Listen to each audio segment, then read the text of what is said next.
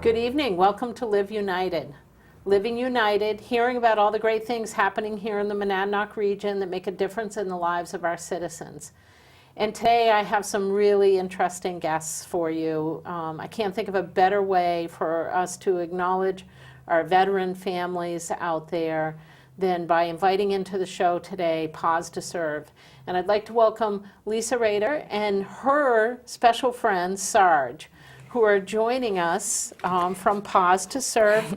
And this is a very neat program because this is all about matching dogs with vets who maybe need that kind of support and assistance, particularly around post-traumatic stress disorder. Yes.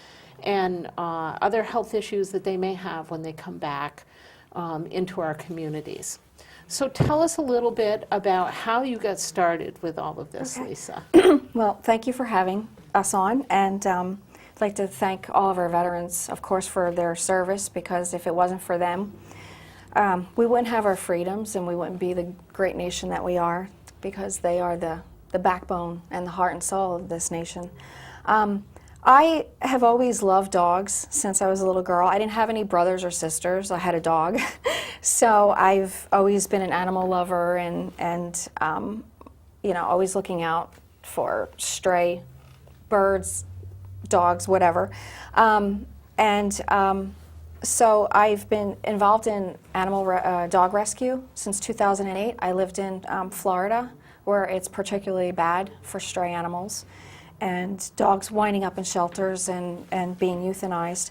So about 10 years ago, you know, I was thinking, you know, I have a psychology degree, and I was, you know, thinking about the veterans and hearing about the post-traumatic stress disorder, and I thought about me and, you know, some of the ways that I felt as a kid growing up, being alone and being stressed, and even as an adult. And the one thing that seems to come to me that would always make me feel better was my dogs. You know, if it wasn't for them, I think I would be a lot more stressed out. and I realized the connection, and having studied, you know, dogs for years, there's such a bond between humans and dogs. I saw a program on TV about how actually if it wasn't for dogs, we may have not evolved as we did, because it stemmed back from the cavemen and the wolves. And that, you know, there was a connection there when a litter of wolves were found abandoned and they were taken in because their mother had killed a bear. And that's how they started to become domesticated and become man's best friend. So I figured, why not? Why not go to kill shelters and save dogs' lives and pair them up with a veteran? Because the dog will be able to sense what's going on with them, and the dog you know, it would be a really good partnership. So we're saving two lives at one time. And, you know, with my psychology background, I thought, yeah, this is it. It will give them purpose, because they'll have something that they need to care for.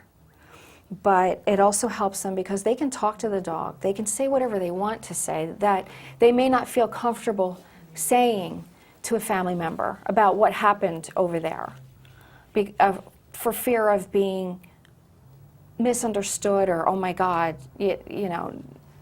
And again, they may not want their loved one to know the horrific things that they saw. But when they have their dog, that's their buddy. They can say whatever they want and maybe get that out where they can't get it out to another human being. And as a special ed teacher, I've seen what dogs do for children with autism. Children who are nonverbal, don't want to be touched, and you pair them up with the right dog, and all of a sudden they want to be touched, they want to be held, they're touching, they're being affectionate, they're speaking. So it's amazing the effect that dogs have on humans, and how we owe them, basically, for a lot. So tell me, when somebody, a vet contacts you, how do you connect them with a dog? And then what happens from there once they've Right. connected with each other? Well, I'll give you the example of when we were at the Veterans Stand Down on September 11th. There was a veteran, Chris, that came to me and said he was trying to find a dog for 5 years because there aren't too many organizations. There's a few of us scattered all over the country, but the need is so great for all the returning veterans that are suffering. So he called me that night and then called me the next morning, and I said, come on out. And when he came out, I had a couple dogs in mind for him because he was taller, and he said that he needed a dog where he may need to lean on. And I had to pick a couple of the larger dogs that I had. And so there was Carly, who came up from South Carolina. She was part Rottweiler Lab mix, and solid dog. So if he needed to put a harness on her, she would be able to do that. So I had her out, and I had some other dogs out. And when he got there, basically what we do is we bring one dog out at a time, and I will look for the interaction between the veteran and the dog. And it's kind of like the dog picks the veteran. I mean, there has to be a mutual thing, but that dog has to be like head over heels, crazy, gaga, in love. And when Chris came out, he met two Rottweilers that I saved, two beautiful purebred Rottweilers that came from Dallas. One of them has a very bad hip and is going to require surgery. Sweet boys. And I thought, they were big. I thought, okay. But then he went into the kennel because he saw Carly. And Carly was going crazy when she saw him. And I never saw her react like that. Like, she loves everybody, but it was something extra. And I said, go on in with her. And he went inside, and she was jumping up and down, and he got down to her level, and she was, kissing him and going crazy, and, just licking him all over her and her tail. I never saw her butt, wiggle and, wag like that. And then she ran over and she got a tennis ball and she brought it to him to play fetch. And I went, whoa. I've had her for 3 weeks. She hasn't done that. She hasn't wanted to engage or play like that, but she wanted to do that with him. And I said, well, this looks like it's a done deal. And I said, but I want you to just meet the other dogs just in case. So he met all the other dogs, and it was that interaction which was it. I mean, he met all the other dogs. He liked the other dogs. And I said, so who? He goes, it's definitely Carly. And when he stepped out to go meet the other dogs, she started whimpering because she wanted him. And that was it. And it just, it just brings a tear to your eye. And, and she's doing great.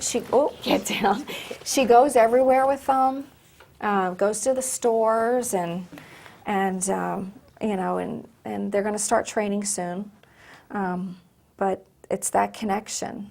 And boy, that was something that day. It was amazing. And, when you see a dog react, that way with a veteran, I mean, there's not a dry eye around when that, it just makes my heart just pound. It's amazing.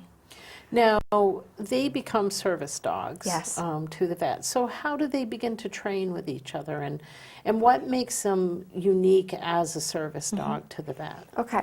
Well, the dogs that I get obviously are coming from kill shelters. And they all have their history and their trauma. So when I get them, they have to spend time with me for a few weeks because I have to see what's going on with them. Because a lot of these dogs have had some sort of trauma themselves.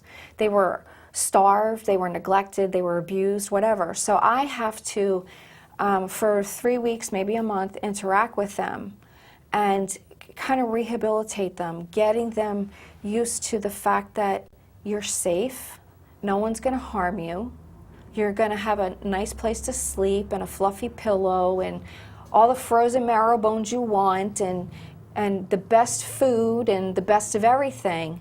And so my daily interactions with them helps me gauge them and rehabilitate them, because you have to establish trust with them. And then see their personality. And it usually takes about a couple weeks before their true personality comes out, because of the trauma they've been through. They're like, who are you? And, you know, or are you going to dump me again? Are you going to hit? What's going to happen? Then once, you know, I get a handle on the dog's temperament and personality, and then a veteran will come and we'll pair up with one. What we'll do is they will come at least once a week, and we start out with obedience. Now, I've already done some pre-obedience work with them, but it's important to have the veteran do it, because obviously they have to handle the dog. I don't. They have to learn. So they're going to learn a lot of things like observing the dog's behavior, what it means, the signals. For example, growing up, I had always thought that when a dog's tail is wagging, it's a good thing. That's not true. Having studied it now, dog psychology, if the dog's tail is out this way, or if it's down and wagging, that's a good thing. If the dog's tail is up and wagging, that's not necessarily a good thing. That could be a level of excitement which could lead into something else, or it means the dog is on alert. So they're going to learn those things. They're going to learn leash handling skills. What's the proper way? When I had one veteran come out, you know, they have to wear one of these fanny packs with the treats. And I was showing him how to hold the leash. And he kept insisting on wanting to hold it with his right hand, because he was right-handed. And I said, but I need you to hold it in your left hand, because your pouch is on the right and you have to treat this way. And he said, no, I want to hold it in my right hand. So I thought, okay, military mindset, I get it. I'll let him do what he wants, because he's going to learn. Mm-hmm. And then after a while, he would put the dog on a sit, and the dog would get right up. And this was going on. Good boy. And he said, why does she keep getting up? And I said, because you're not rewarding her quick enough. You know, it's little nuances and things like that that a lot of people don't know or don't realize or don't understand. And I said, that's why I wanted you to hold the leash in your left hand, because you have to treat. As the minute they do what you've asked them to do, you know, especially in the beginning, you have to reward right away, because you're setting the foundation. And then eventually you're weaning the dog off, and eventually it's going to be innate. The dog's just going to do it. So you know, those things, they have to be taught.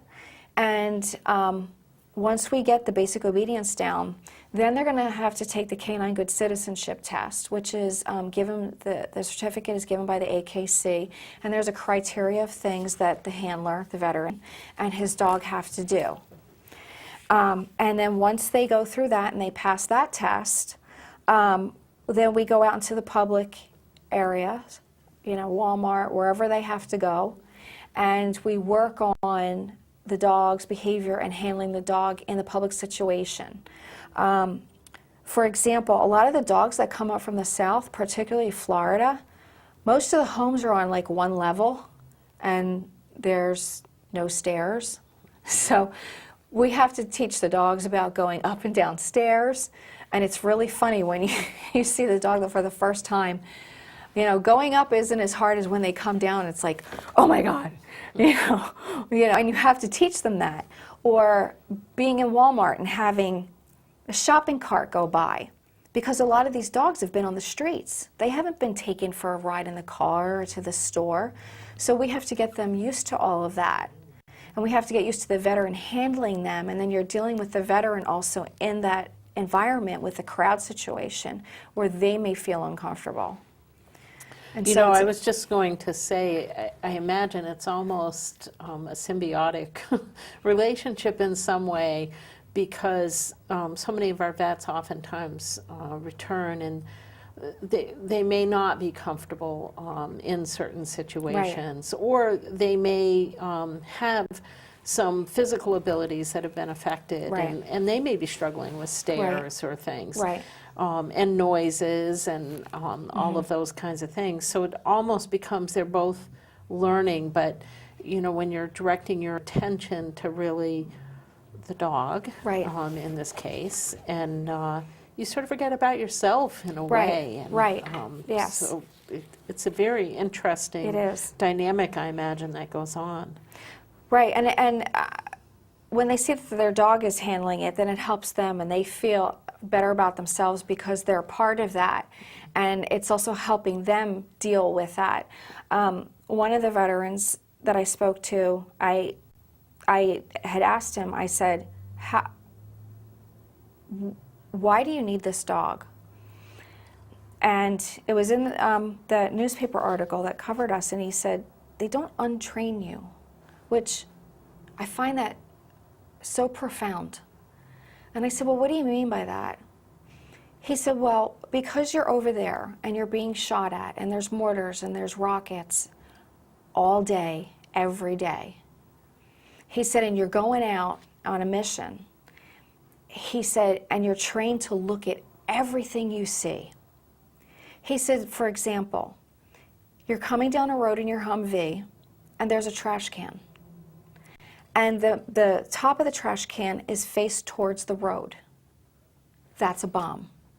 If the trash can, was faced the other direction or, just tipped over, it's those little things that they have to look at, every little pile of trash or everything, so that when they come back, they can't turn it off.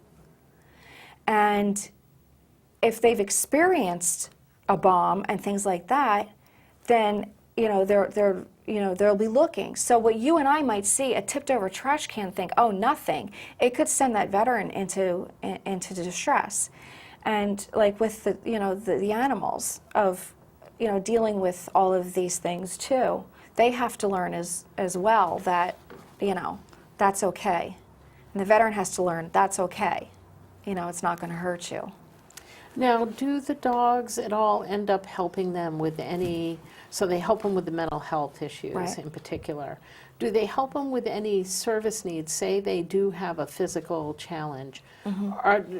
Do they receive any training, or does the handler, the vet who's working with them, are they able to eventually train them to provide some support around that as well? Yes, like picking things up. I mean, you could teach the dog to pick something up. That's where teaching the dog to fetch would come in.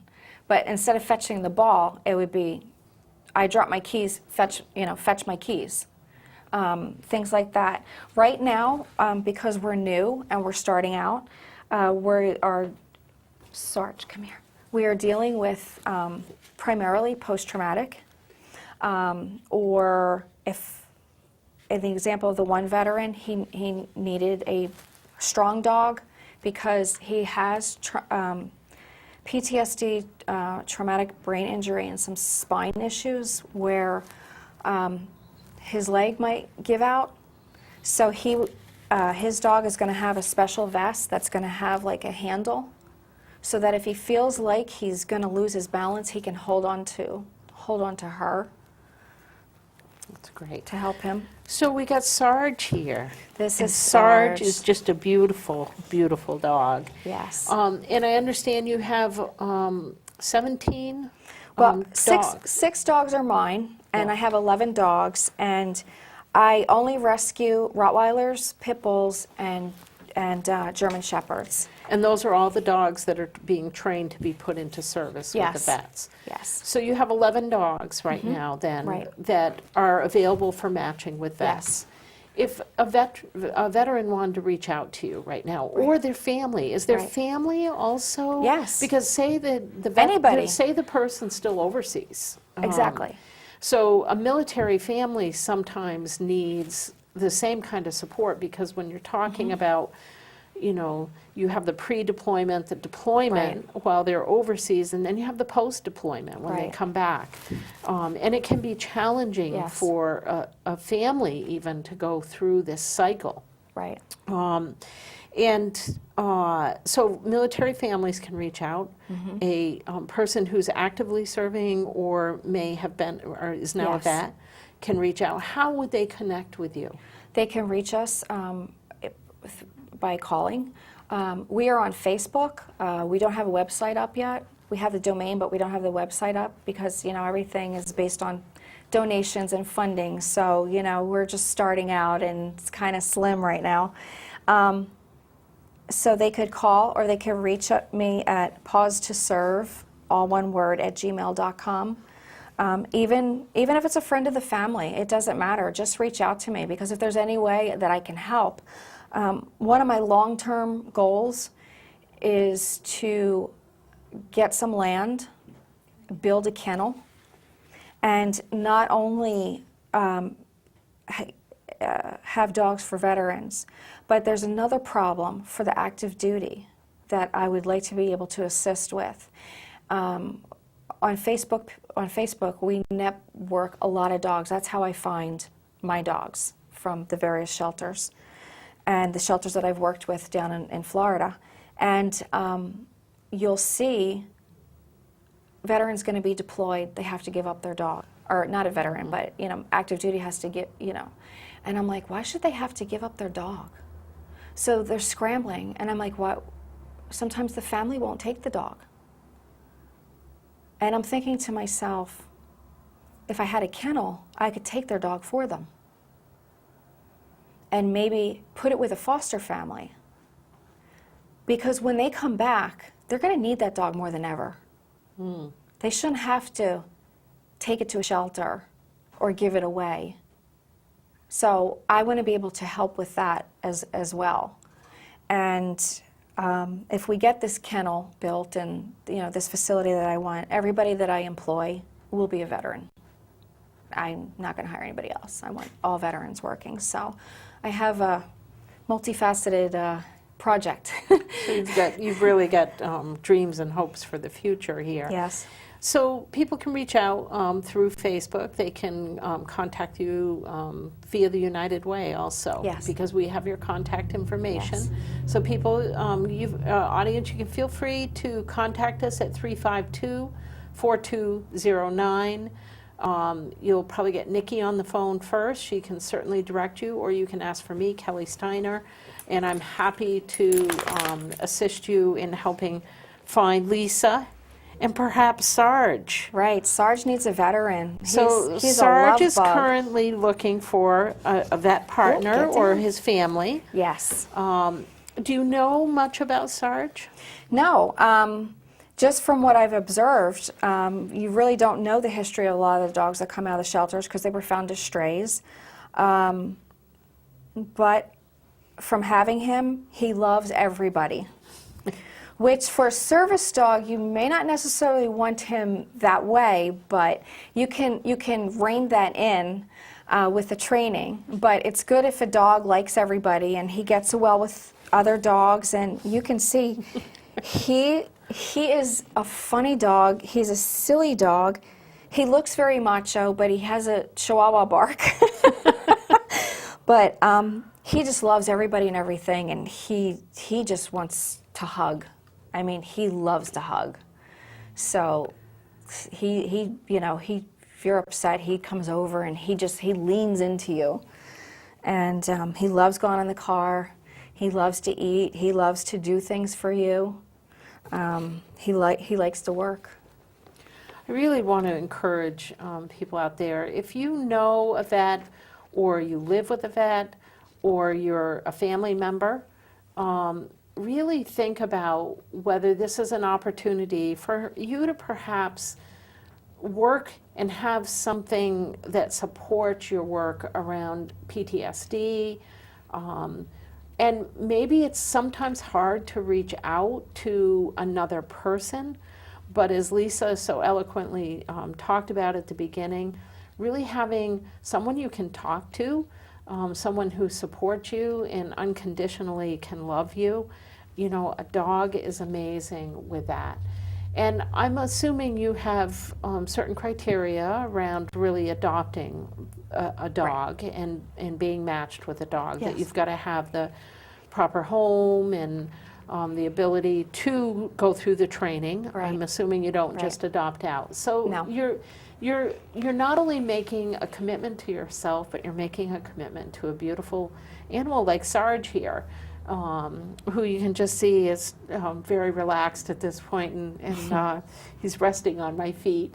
So he's very sweet. And so an incredible opportunity for you to perhaps get what you need and at the same time give them what they need. Right. And, you know, as we grow, hopefully we'll be able to save more dogs, because Sarge was going to be put down because the shelter that he came from did not adopt out pit bulls to the general public. So we'll be saving more dogs and assisting veterans and their families. And I need to say one thing. Some people say, well, you know, if it's a pit bull or a Rottweiler, we can't have it where we live. Well, if it's a service dog, there's a federal law that says that there is breed discrimination is not allowed, so people don't have to worry about that. If this, you know, one of my dogs is a registered service dog, they don't have to worry about insurance or where they're residing, because the service dog is federally protected. And is any vet eligible for a service dog? Sure. Wow. So really a great opportunity to get that support again that you may Yes. need. And it sounds like they can really be worked with if you have physical needs as well. Yes. So I'm expecting to see this grow here in the Monadnock region, and I will love to see, it's almost a shame we can't get them little red, white, and blue harnesses here for them to wear as service dogs, so we know that they're Right. serving a Well, this is veteran. his temporary one. You see, He's got the Army on, I see he's that. got his, well, it could be Air Force too. Yeah. It says the ACUs, or if you're Army, ABUs if you're Air Force. My son was in the Air Force. And I have found vests that, service dog vests that could be, you know, the Marine fatigues or the Air Force. So, and, you know, we'll help the veteran with all of that if they need fencing, because I don't like dogs loose. I don't like dogs tethered. I, you know, like fenced in yards and safety harnesses in the car, you know. As we get funding, you know, we'll help with the veteran with all that, with vet care and food. And I don't want to have to charge a veteran. And it's total donations. Right now, I've used my retirement pension to fund this. I can't take any money from them. We owe them. I will not take anything. If we get the funding, I want to provide food. I want to provide fencing. I want to provide the crate, the toys, the lifetime veterinary care for that. I don't want them to have to worry, because there was a situation of a story, and it really upset me. An Army vet had gotten a service dog from an organization somewhere around the country, and her and her husband had fallen into hard times, and the dog became ill, and they couldn't afford the vet care. They turned the dog into a shelter. There's no excuse for that. They should have been able to go back to that organization and say, we need help paying for our sick dog. I want to be able to provide that. I don't want the veterans to have to worry about anything. This is supposed to be positive, not stressful, because owning a pet can be stressful. There's a lot of responsibility. I don't want to add to the stress. I want to be able to take that away from them by being able to provide them with all of that, so that the dog is total joy, and that they know, I told them, even if you just want to talk to me, I don't care. Here's my cell. You can call me anytime, day or night, if you're stressed out, or send me a text, whatever. It doesn't matter, because we're family now. You have one of my dogs. My dogs, all dogs to me are family. And if you have one of my dogs, you're my family too. And I will do whatever I need to do for you and that dog.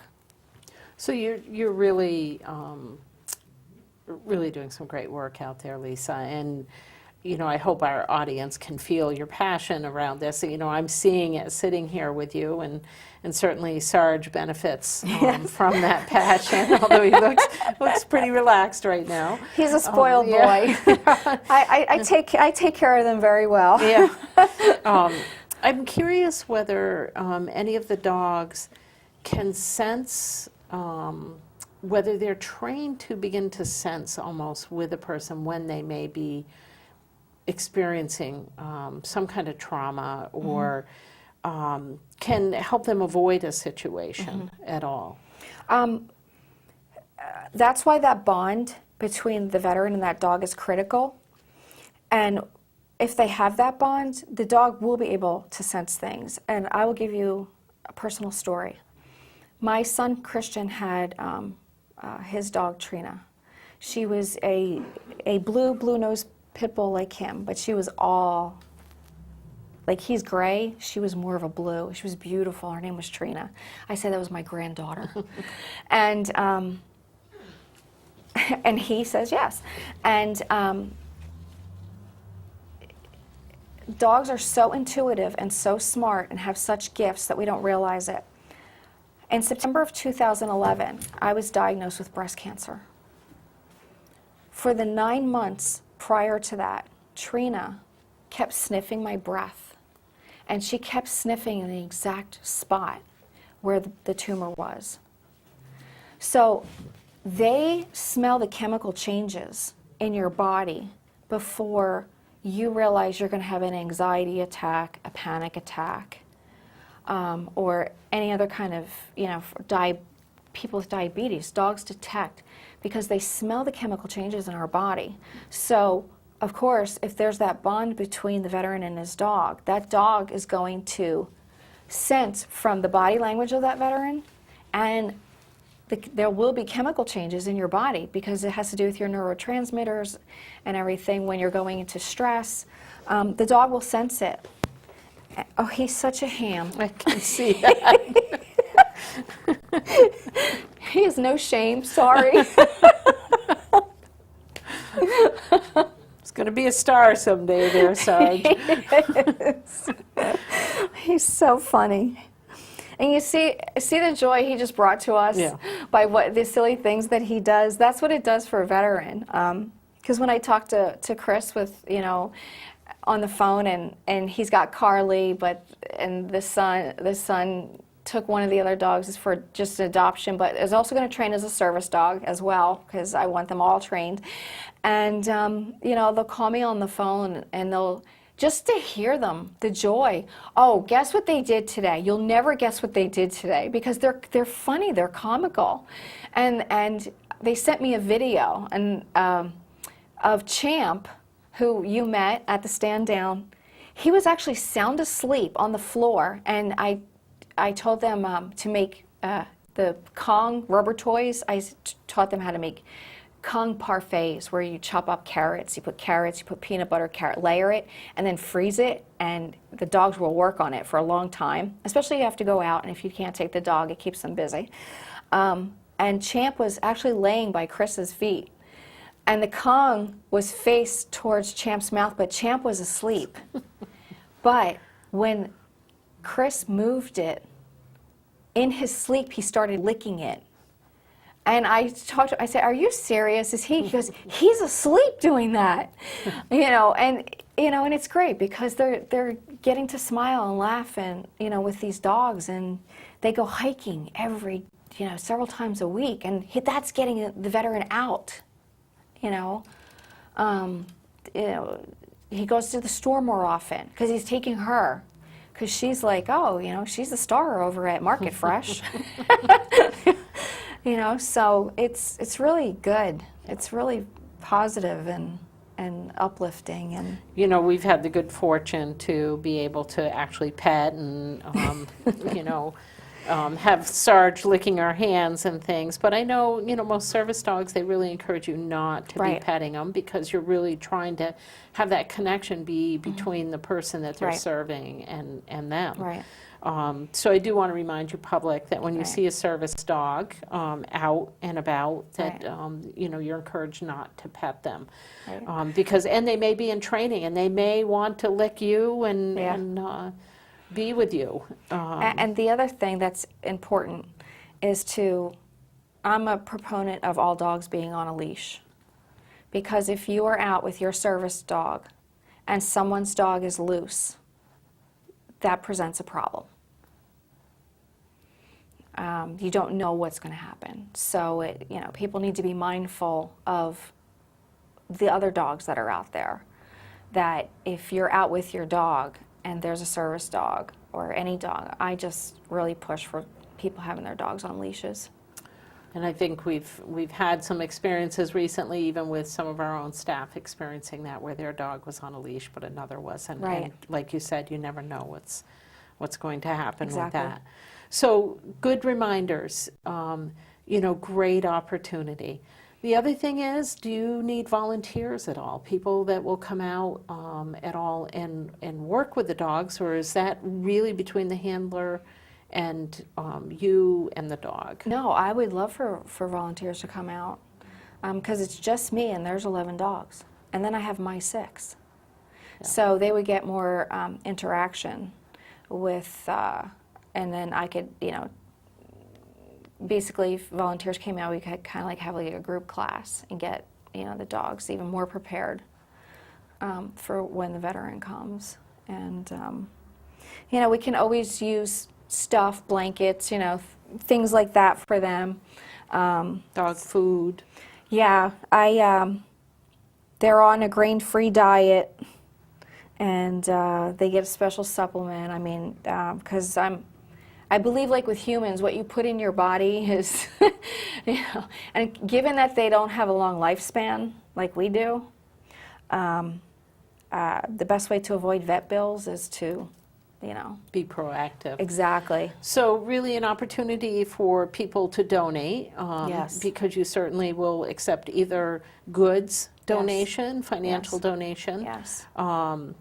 particularly with your long-term goal of being able to support vets Yes. throughout the duration of their ownership. Yes. Also, an opportunity to just go out and volunteer some time if Right. people would like to do that. Right, especially because I was a special education teacher, and one of the state graduation requirements in Florida is to do 100 hours of community service. Now, I know New Hampshire's different, but if there are any high school students that are out there that are thinking of having a career in the veterinary field, or in dog training, or either as a veterinarian or as a assistant, they can come and earn community service hours, or even high school students in general, because having helped students transition to college, colleges are going to look at the well-rounded student. They don't want the kid that's just straight A's that scored perfect on their SATs. They want the student who has experienced life and who has done things in the community. And so I would be willing to write recommendations based on their performance for college and to give them community service hours. Because the other good thing about racking up community service hours is there's a lot of college scholarships out there.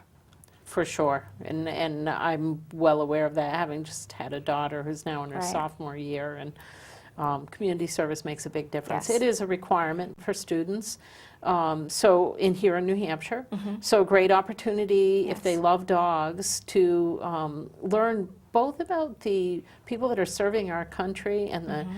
the animals that support them and serve them. Right. So, whether you're interested in going into the armed forces or whether you're interested in going into veterinary medicine, great opportunity to perhaps have some of your passions lived out locally. Exactly. Especially if they're interested in going in the Air Force, because I'm actually an Air Force Distinguished Educator and Honorary Recruiter.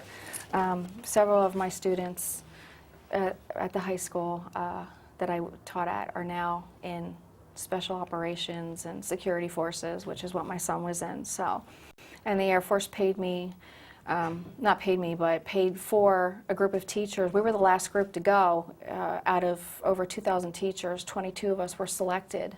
And we went to Texas and we learned everything about them. So, I know a lot about the Air Force. Well, that's great. That's great. Lisa, again, if people are interested in volunteering, they're interested in donating goods or time or financial resources, how do they reach out to you? At Paws to Serve at gmail.com. They can also call and leave a message. The phone number is 603-835-2056. They can go on and like our Facebook page. Some people said they had a problem getting it, but it's Paws to Serve, comma, Rescue and Service Dogs, comma, Inc. Okay. And we are a New Hampshire nonprofit, and we are an IRS nonprofit as well. So you can also reach out to Monadnock United Way if you can't remember that information. The most important thing to remember is Paws to Serve. Pretty easy to remember. You may be wondering why Sarge keeps popping up. He lays down, and then he pops up. He's fallen in love with the producer here, Dave. and every time Dave comes into the studio area, he jumps up. I know. He So fell in I love with think Dave. he's just looking for someone who will love him and that he can be a partner with. So if you're a vet out there, or you're a family member of a vet, and you're really looking for someone to perhaps support you through some tough times you may be going through and to feel connected, we have great animals through Paws to Serve, such as Sarge, available. And there's 11 of them currently there to be teamed up, and it may be you they're looking for. I want to thank you, Lisa, for joining so us. much. I and I want to appreciate it. thank you, Sarge, for joining us. You've been wonderful with us this evening.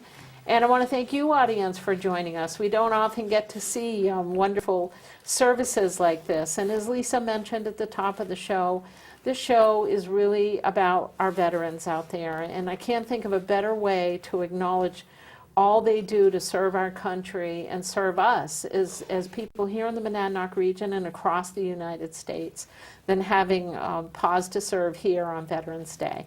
So I want to thank you for joining us. I want to thank those that do serve, and I want to thank their family members for supporting them in their service, because you're living it too.